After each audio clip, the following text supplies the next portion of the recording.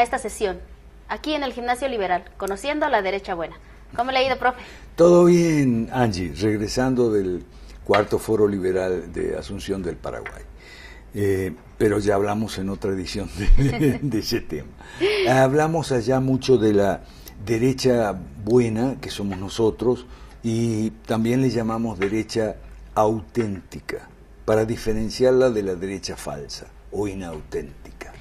O diría yo la derecha mezclada o acostumbrada a hacer lo mismo que todos están haciendo. Así es que la derecha falsa se copia de la izquierda y se la distingue fácilmente porque se resiste a hacer reformas de fondo, reformas estructurales para cambiar el sistema.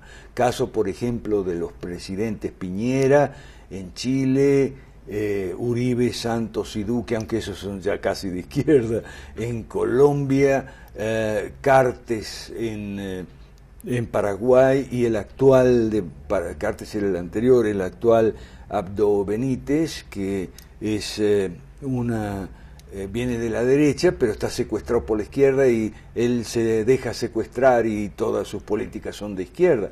Abdo Benítez es hijo de quien fuera secretario privado del dictador Stroessner, o sea que viene de la derecha, pero en el camino se tuerce a la izquierda. Pues es difícil pensar de otra forma ya que uno está acostumbrado, ¿no? Y yo sigo diciendo que hemos sido criados en esta generación con full adoctrinamiento, estamos acostumbrados que el Estado lo haga. Cuando usted menciona reformas, significa que hoy la reforma, por ejemplo, ya no más que el Estado se haga cargo de la educación porque lo hace mal. Y creo que vale la pena que asuma esa responsabilidad. La educación no está bien en América Latina. No tenemos un país donde diga, bueno, aquí estamos bien, ¿no? O, digamos, la salud.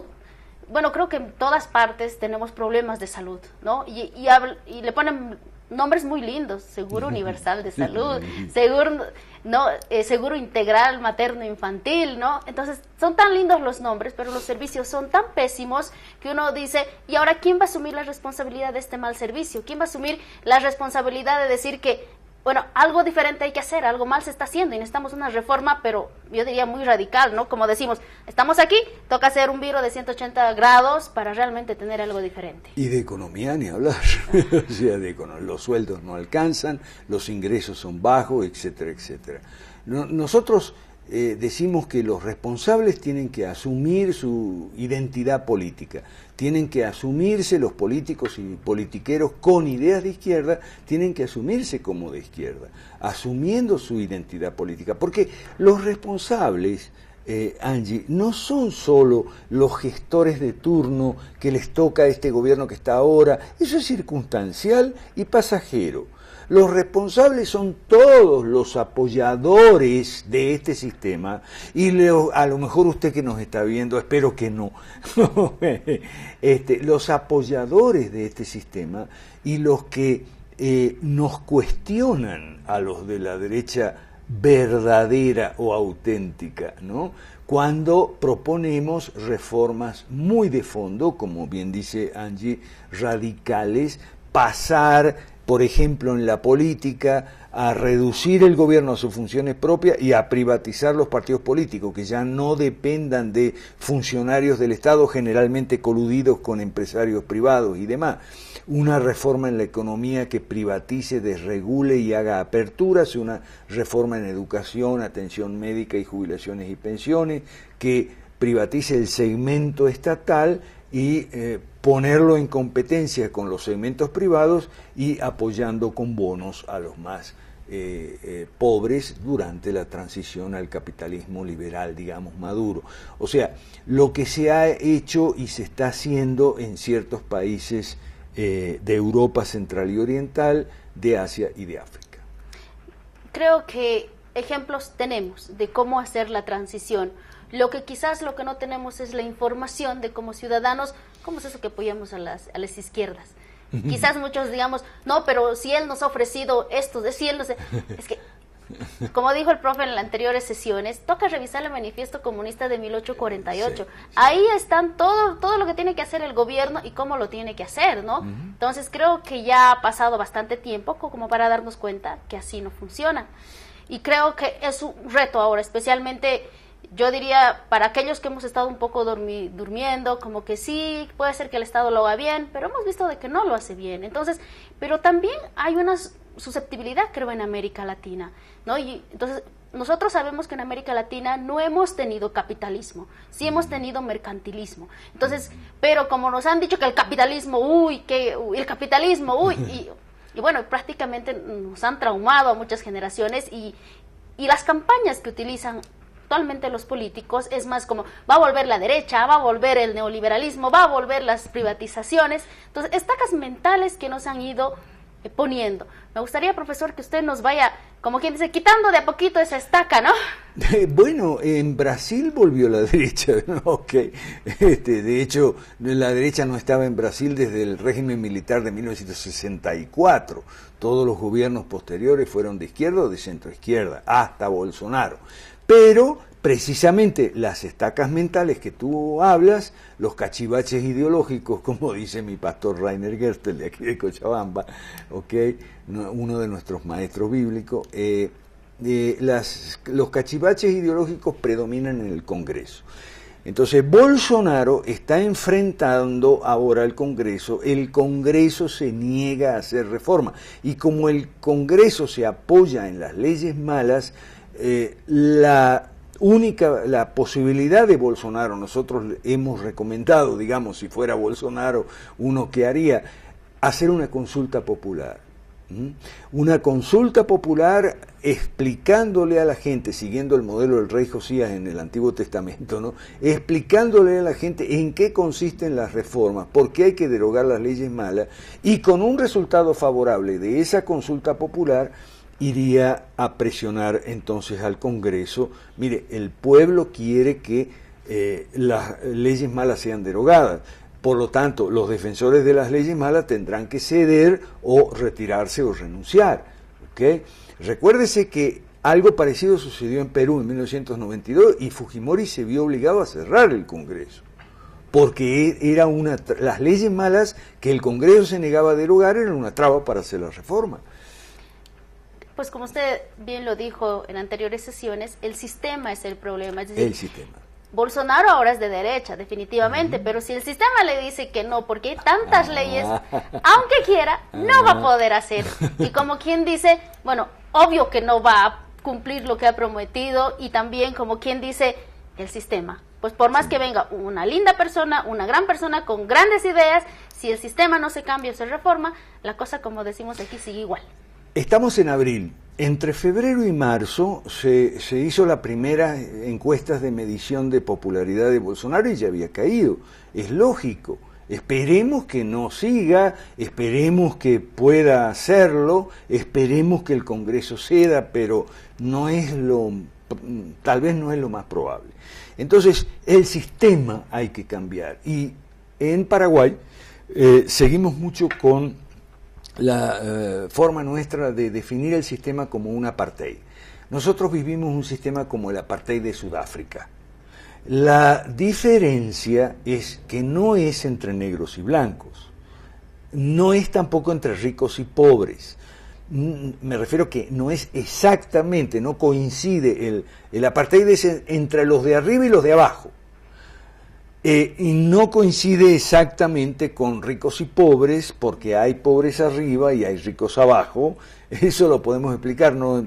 Se puede resumir, ¿ok? Y tampoco coincide con la pigmentación dérmica, aunque algo hay. A nosotros no nos gusta que nos digan racistas, no somos racistas, porque los latinoamericanos, me refiero, todos somos mestizos, unos más, otros menos, uno más café con leche, otro más chocolate, pero somos todos mestizos.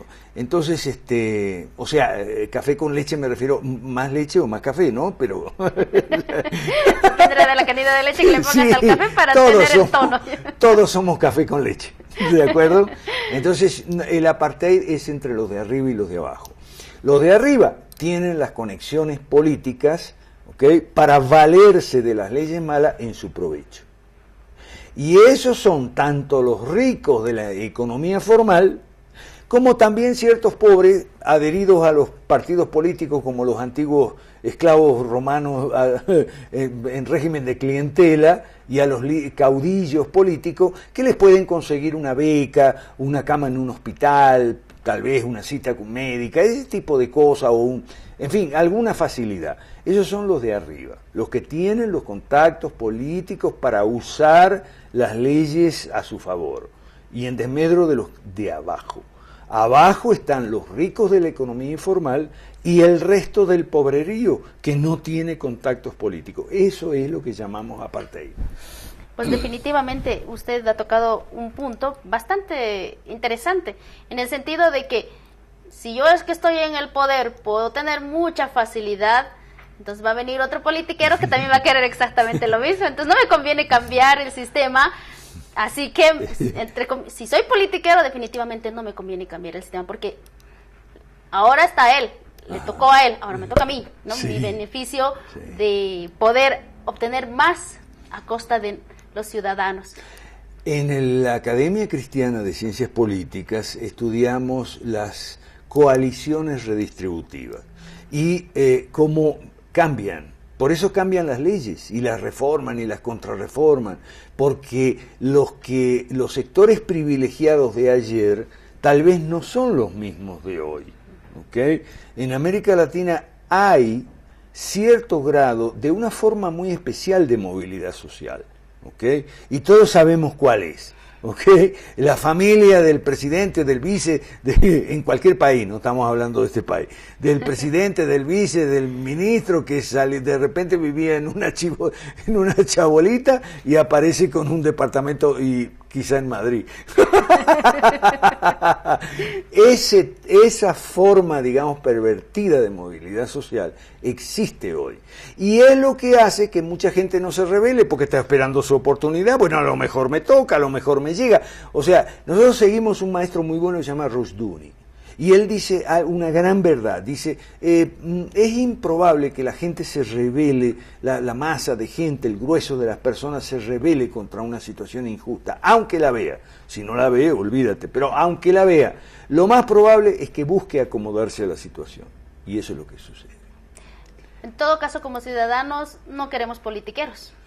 Oportunistas, en todo caso, yo lo llamaría, porque esperar mi migaja o mi tajada no es justo, porque la mayoría creo que no queremos eso. Así que un reto es muy grande para nosotros, el saber diferenciar o el exigir a los políticos que asuman su identidad, si son de derecha o son de izquierda. Bueno, y a nosotros los ciudadanos, no tener miedo a las reformas, pues un cambio profundo necesitamos. Y quizás valga la pena hacer ese viraje de 180, aunque seguramente en el camino va a costar, pero vamos a tener lo que queremos, mayores facilidades, vamos a poder vivir mejor. Ganar más y vivir mejor, una de nuestras consignas. Otra consigna es seguridad primero, ¿okay? Pero para esto son temas que hay que estudiar con cierto detenimiento, por eso es la Academia Cristiana de Ciencias Políticas, ¿okay? Una institución de enseñanza basada en la Biblia y en lo mejor de la historia cristiana de 2000 años, ¿okay? Y bueno, ahí damos siempre clase los sábados, grabamos y subimos a nuestro canal de YouTube que ustedes, los que nos están viendo, pueden buscar. Y también el de este gimnasio liberal. No tengamos miedo a los partidos, hagamos partidos, pero sobre todo creo que vale la pena exigir al gobierno que cambie, ¿no? Porque no es justo que nos limiten en hacer partidos. Ahora también la famosa libertad de religiones, nos limiten en nuestra religión, nos limiten en nuestra educación, nos limiten en el servicio de salud, es decir, no estamos bien. Entonces, por eso es que nosotros decimos, asume tu identidad política, pero sobre todo yo creo que es asumir la responsabilidad de yo como ciudadano de votar por la derecha o votar por la izquierda. Y exigir que hayan de derecha. Pero para eso el ciudadano tiene que aprender qué es la izquierda, qué es la derecha, y reconocer a un político de izquierda, aunque te diga, no, yo no soy de izquierda, porque es mentira. Y qué bueno que tocaste el tema de las leyes religiosas, porque, bueno, estas sesiones parecen un poco como una ensalada, ¿no? Hay un poco de todo, hay cebolla, ajo, tomate, aguacate y piña. estamos tratando el tema, nosotros los liberales clásicos, cristianos y conservadores, apoyamos la doctrina de la primera enmienda a la Constitución de los Estados Unidos, que dice que el Estado no debe hacer leyes sobre religión. Y en la academia explicamos por qué. Y son principios, y es un principio cristiano. ¿Okay? Estudiamos mucho a John Adams y John Quincy Adams, que decía que la Constitución, son dos líderes políticos de la época de la independencia y la llamada Revolución Americana, que la Constitución y la Declaración de Independencia estaban basadas en los principios cristianos. Ahora bien, una vez un ateo le preguntó, pero ¿cuáles son esos principios cristianos? Porque los bautistas tienen sus principios, los católicos romanos tienen los suyos, los anglicanos, menonitas. Entonces dijo, los principios generales del cristianismo. ¿Okay? Y de hecho, en los congresos que sancionaron la Declaración de la Independencia, la Constitución y todo, había cristianos de diferentes orientaciones. Por eso se habló de los principios generales del cristianismo, que son los puntos principales de la fe y ciertos artículos, digamos, de fe, por decirlo así, en la parte de justicia, leyes, gobierno y demás. Eso es común a todo cristiano, así fue siempre. Ahora no, ahora hay mucha diferencia y muchas cosas, pero siempre fue así. Gracias, profesor, por estar aquí con nosotros en esta sesión. Y a los que nos están viendo, pues les esperamos la próxima. Gracias por seguirnos. Muchas gracias, Angie, y 5 reformas para ganar más y vivir mejor todos. Muchas gracias.